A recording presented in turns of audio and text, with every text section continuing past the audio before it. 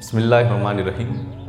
नाज़रीन अस्सलामु अलैकुम वरहमतुल्लाहि वबरकातुहू। आज के इस वीडियो में हम बात करने वाले हैं एक ऐसी बीमारी के बारे में कि जो इस दुनिया में बहुत ही आम है।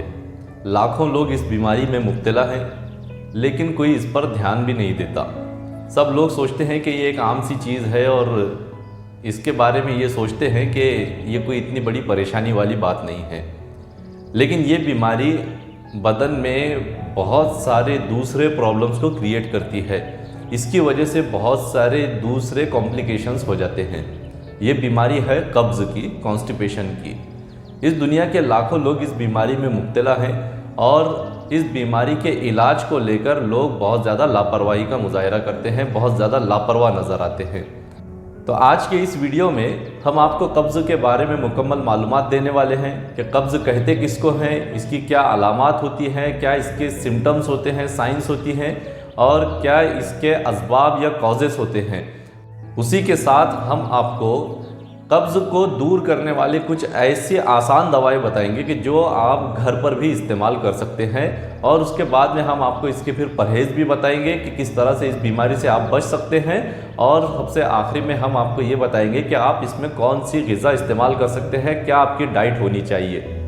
कब्ज़ या कॉन्स्टिपेशन कहते हैं उस चीज़ को कि जब आप लेटरिन के लिए बैठते हैं, टॉयलेट के लिए जाते हैं, तो आपको टॉयलेट जिस मिक़दार में या जिस क्वांटिटी में होना चाहिए उस क्वांटिटी में ना हो, या फिर टॉयलेट कर लेने के बाद में भी आपको ये महसूस हो कि टॉयलेट पूरी तरह से नहीं हो पाया है, पाखाना पूरी तरह से नहीं हो पाया है।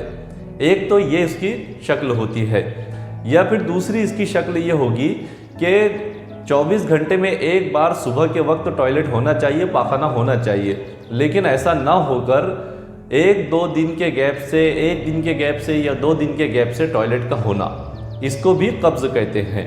बहुत सारे लोग ये समझते हैं कि उनको दिन में से 2-3 बार टॉयलेट को जाना पड़ता है, तो ये एक बहुत अच्छी बात है, लेकिन ये अच्छी बात नहीं है। टॉयलेट के लिए 24 घंटे में से सिर्फ एक बार जाना चाहिए और उसी में टॉयलेट मुकम्मल होना चाहिए। इसी को हम ये कहेंगे कि लैट्रिन साफ़ हो रही है, कब्ज़ नहीं है। लेकिन अगर सुबह के वक्त टॉयलेट साफ़ नहीं होती तो उसकी वजह से दिन में फिर कई बार टॉयलेट के लिए जाना पड़ता है, इसको भी कब्ज़ कहते हैं। कब्ज़ के सबसे कॉमन कॉजेज़ के अंदर एक कॉज है सुस्ती और काहिली, लेज़ीनेस। जो लोग हमेशा बस एक जैसा पड़े रहते हैं, जो बहुत ज़्यादा कोई काम नहीं करते, चल फिर नहीं करते, मेहनत मशक्क़त नहीं करते, तो उनको कब्ज़ हो जाती है। तो इससे बचने के लिए ज़रूरी है कि मेहनत मशक्क़त की जाए, चल फिर की जाए। इसका एक आसान तरीका यह है कि खाने के बाद में कुछ देर के लिए वॉकिंग ज़रूर कर लेनी चाहिए, चहलकदमी कर लेनी चाहिए। इंसान को चाहिए कि वो दिन में कम से कम आधे घंटे तक के वॉकिंग किया करे, या फिर 10,000 कदम उसको चलना ही चाहिए। इससे उसकी सेहत बहुत अच्छी रहती है। इसका दूसरा जो बहुत ही कॉमन कॉज है वो है हेवी फूड या फिर हेवी डाइट। बहुत ज़्यादा मसालेदार खाना खाना, बहुत ज़्यादा हेवी डाइट का इस्तेमाल करना, ऐसी ग़िज़ा का इस्तेमाल करना, ऐसे खाने का इस्तेमाल करना कि जो बहुत देर से हज़म होता है, बहुत देर से डाइजेस्ट होता है।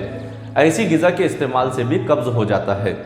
फिर दूसरा इसका कॉज ये भी है कि बहुत ज़्यादा जो लोग दिमागी काम करते हैं तो उनको भी कब्ज़ की शिकायत हो जाती है। हमारा जो GIT होता है या फिर हमारी जो ग़िज़ाई नाली होती है, मुंह से लेकर एनस तक के, इसका जो मिजाज होता है, इसकी जो तासीर होती है तो वो गर्म होती है, और इसकी तासीर का गर्म होना खाने को हज़म करने के लिए बहुत ज़रूरी है, खाने को डाइजेस्ट करने के लिए बहुत ज़रूरी है। इस गर्मी की वजह से खाना अच्छी तरह से डाइजेस्ट होता है, लेकिन बहुत सारी वजूहात से कभी कभी ऐसा होता है कि इसकी जो तासीर है, इसका जो मिजाज है, वो गर्मी के बजाय ठंडक में बदल जाता है, वो बारिद हो जाता है। इसके ऊपर बलगम का कब्ज़ा हो जाता है, बलगम का गलबा हो जाता है, उसकी वजह से भी कब्ज़ की शिकायत हो जाती है।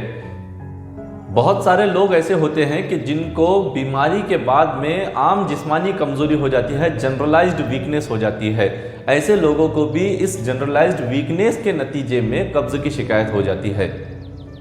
कब्ज़ की बहुत ही कॉमन जो साइंस होती हैं, सिम्टम्स होती है, या फिर इसकी जो बहुत ही कॉमन या बहुत ही आम इसकी जो अलामात होती हैं, तो उनमें सबसे पहली अलामत यह है कि पाखाना में बहुत ज़्यादा देर लगना, बहुत देर तक के पाखाना को बैठना।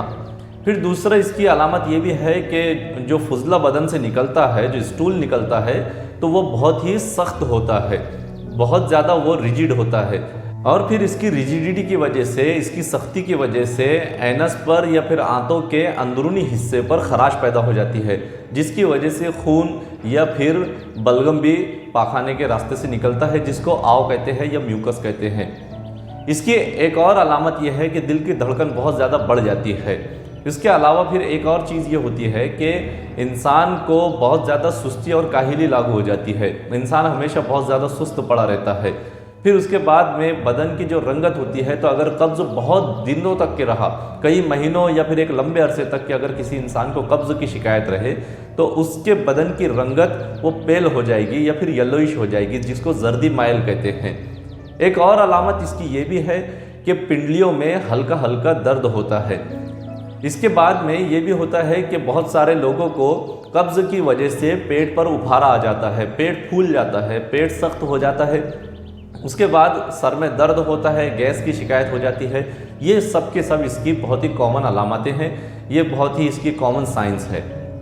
कब्ज़ की बहुत ही आसानी से मिलने वाली कुछ दवाएं हम यहाँ पर आपको बताएंगे। तो पहली जो दवा है तो वो इसबगोल है। ये बहुत ही छोटे छोटे दाने होते हैं जो आपको किसी भी जड़ी बूटी की दुकान पर बहुत आसानी से मिल जाएंगे। तो इसबगोल 1 तोला या फिर 10 ग्राम रात को सोते वक्त आपको हल्के गर्म पानी से इस्तेमाल करना है। 1 तोला इसको खा लेना है और इसके ऊपर पानी पीना है।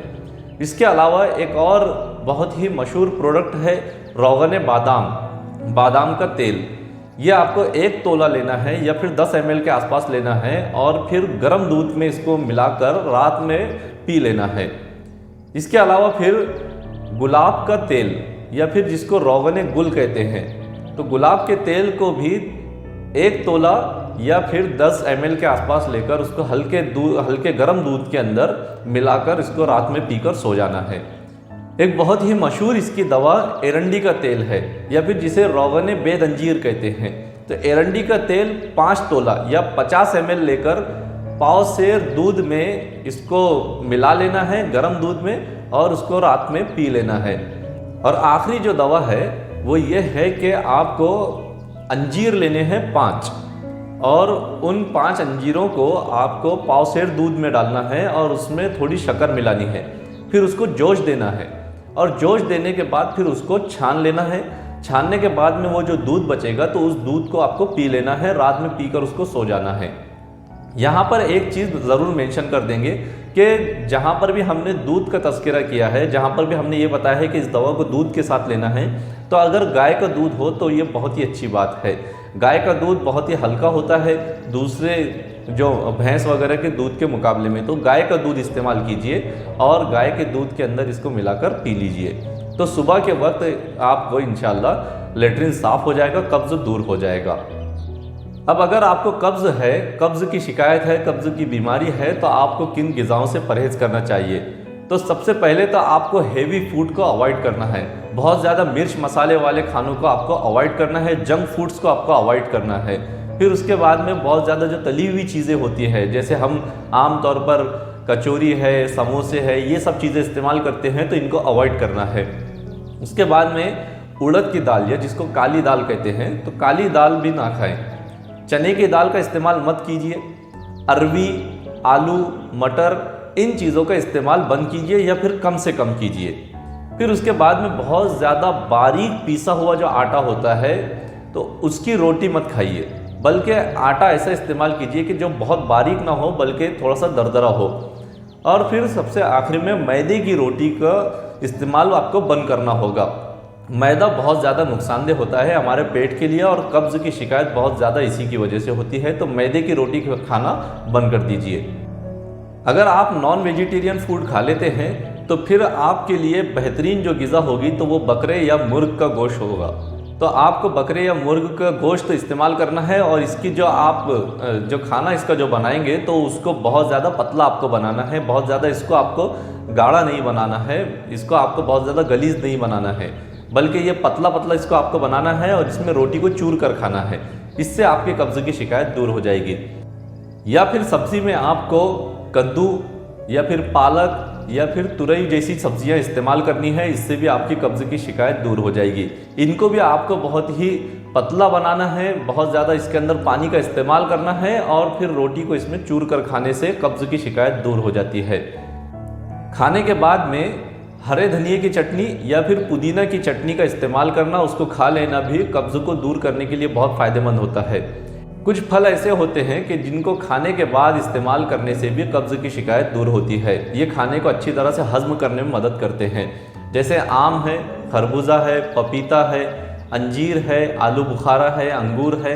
ये फल अगर आप खाने के बाद इस्तेमाल करते हैं तो इससे भी आपकी कब्ज़ की शिकायत दूर हो सकती है। आखिर में हम एक चीज़ को यहाँ पर मेंशन करना ज़रूरी समझते हैं। अगर आपको कब्ज़ की शिकायत बहुत दिनों से है और आपको शदीद तकलीफ़ इसकी वजह से होती है, पेट में बहुत ज़्यादा शदीद दर्द होता है, तो फिर घर पर किसी भी दवा को इस्तेमाल करने के बारे में मत सोचिए, बल्कि पहले डॉक्टर से रुजू कीजिए। पहले डॉक्टर के पास जाइए, डॉक्टर आपकी उस बीमारी को डायग्नोस करेगा और उसके बाद में आपको कुछ मेडिसिन सजेस्ट करेगा। लेकिन अगर आपको बहुत कभी कभी कब्ज़ की शिकायत होती है, हल्का सा कब्ज़ होता है, तो ये ऊपर जितनी भी हमने बातें बताई हैं, जितने भी हमने नुस्खे आपको बताए हैं, तो इनका इस्तेमाल आपके लिए बहुत मुफीद होने वाला है। हम उम्मीद करते हैं कि ये वीडियो आपको पसंद आया होगा। इस वीडियो से आपको नई मालूमात मिली होगी। इसी तरह के अगर आप वीडियोस आगे भी देखना चाहते हैं तो हम आपसे गुजारिश करते हैं कि हमारे इस चैनल को ज़रूर सब्सक्राइब करें। अगले वीडियो में आपसे मुलाकात होगी। अस्सलामु अलैकुम वरहमतुल्लाहि वबरकातुहू।